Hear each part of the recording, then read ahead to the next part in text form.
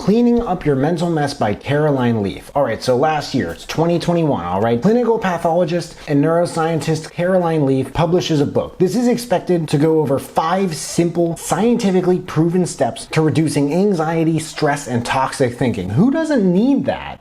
Right? Imagine walking around every day with no anxiety, stress, or toxic thinking in 2022, 2023. Sounds like a dream, doesn't it? Is it worth it though? I mean, pathology and neuroscience are probably more complicated than they sound.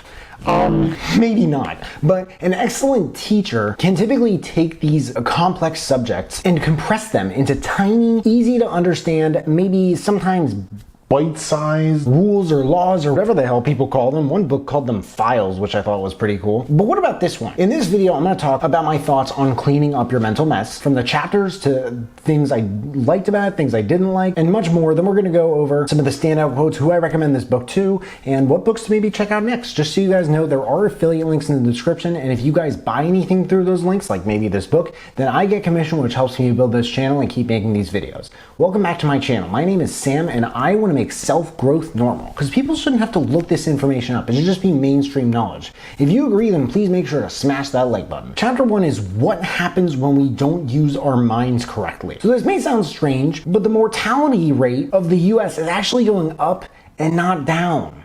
Right? Given all the resources we have access to. She said many of us are broken and kind of hopeless. Suicide rates are on the rise. Addiction rates are increasing. People are more depressed and anxious than ever before. But Generation Z and Alpha, which is going to be the following generation for those who don't know, are the 2 most medicated in history. A big reason for this is no matter what we learn about how to treat ourselves and how we understand it, the results of learning it are very different from actually applying it. Despite this, for some reason, the author says she doesn't believe mental health issues are on the rise, and this makes the most sense to say, I think. Rather, what's really on the rise is mismanagement of mental health issues. This is the chapter that made the most sense to me in the whole book, really. I mean, this review just it is not entirely on the same page with itself. The next chapter is called What is Mind Management and Why Do We Need It? Mind management is basically, it's self-explanatory. By the way, she explained it. Everything is chaotic without it. She said that unfortunately, we have focused so much in our era on the biology of the brain that we often forget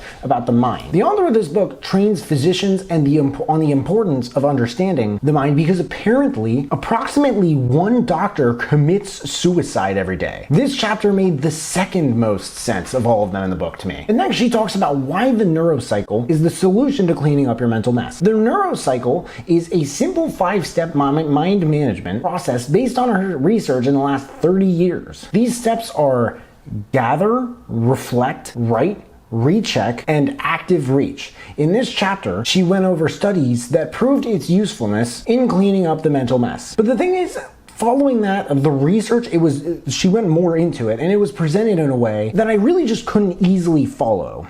I mean, it just sounded complicated. What kind of helped was when she paused and said, here's how this helps you. This gives the reader or listener a selfish reason to keep paying attention, but different levels and quantitative results and controlled and experimental groups. It's the type that an idiot like myself has to really try to wrap their head around. Not that it made me feel dumb, but no one should really have to. And then you have the following chapter. How can all this science help you?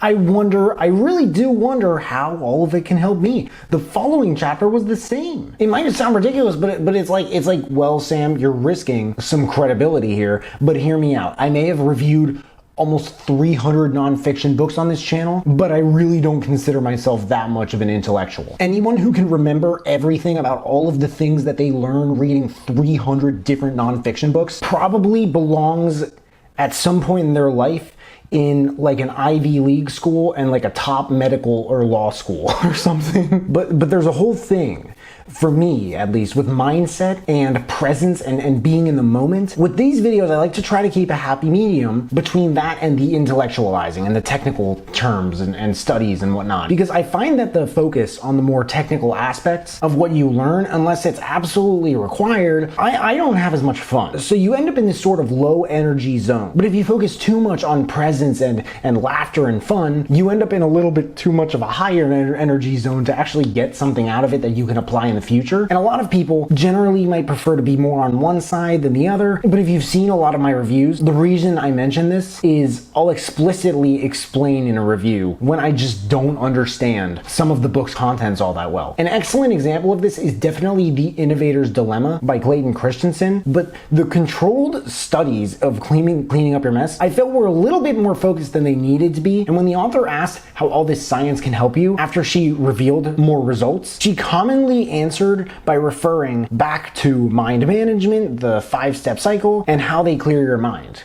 And it didn't really get much further than that. So the reiteration of mind management, 5 steps to neurocycle, and much more says to me that this author loves neuroscience and how it helps people a little, maybe too much more than excessively teaching and explaining it. So cleaning up your mental mess seems to be a little bit more on the sciencey side of learning. That's not really my thing. But there are definitely people who will jump at it gladly, I'm sure. Here's one part that stood out from the 5 steps of the neurocycle chapter. This preparation stage increases the benefits of the neurocycle exponentially. It also activates your neurotransmitters, 60-HBA axis, I think that's what it said, and primed the genes to respond in a more resilient way, which helps you to develop a clearer and more resilient mind. It's also important to note that a lot of unseen yet incredible brain genetic neurocrine, psychoneuroimmunological mind-brain immune system, and gut rentings happen as you prepare the brain for deep thinking and deliberate learning. Doesn't that sound kind of uninteresting in a way? At the end of every chapter also, she has this she'll give a different testimony of how a client or reader's life has changed after applying her methods. I swear every time this happens, it always unravels itself in the same way. I think to myself, oh, this must be a sensible book. And the further I got into the book, the further I got into writing the review, the more I find myself realizing it just isn't all that fascinating to me despite the subject. And when I really want to like the book, I find myself wondering if I'm just not paying attention or if there's something I'm missing, especially when this book was recommended to me by one of our viewers on this channel. That makes me feel terrible. This review just took a turn I wasn't expecting. And I genuinely had no notes about what I heard from this chapter or the next 3. Paying attention, being conscious, creating helpful reminders for yourself, stuff like that, it's all over this book. And I swear I probably wouldn't get that much more out of it without listening to the whole thing at least 3 or 4 more times. I don't know if I mentioned this either, but I heard no personal stories in this book or anything. And normally I wouldn't think of this as a problem, but on top of everything else, it didn't exactly help. Even with the stories of her clients, it just seemed kind of later into the book, especially that it just turns into a whole instruction manual. Overall, I wasn't exactly impressed. Quotes. When you don't understand something, your mind tries extra hard to come up with a solution which takes you to new levels of thinking. I don't really know if I agree with that at this point. Direction 1. I recommend this book to... I'm not sure.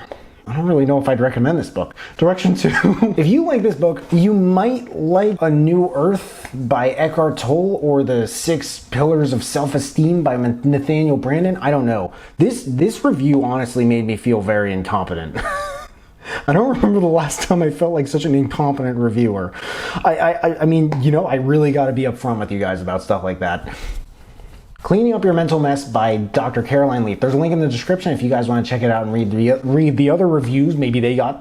I mean, just because I didn't like a book doesn't mean that someone else is not totally fired up about it. And I would recommend checking out maybe some other reviews before just checking this one out and being like, dude, this book sucks. I'm not bothering with this. So if you're totally dissuaded by it from this, then I don't know, maybe check out some other reviews, see what you think. That and all the other books I mentioned in this video, if you want to check those out too. If there are any other books that you guys want me to check out and review, please let me know in the comments below. Also let me know if you checked out this book and you liked it. Hopefully you did. I really hope you did. Whenever I talk about a book like this, that's really what I'm hoping. But hey, make sure to smash that like button, subscribe if you haven't already, because I don't get why people watch this far into my videos and they don't subscribe, but if you have subscribed and you want to turn it up just a notch and turn on that notification bell to get a notification whenever I drop new videos, that would mean the world to me. Thank you guys so much for watching. I really appreciate it. You can find me everywhere and I will see you then.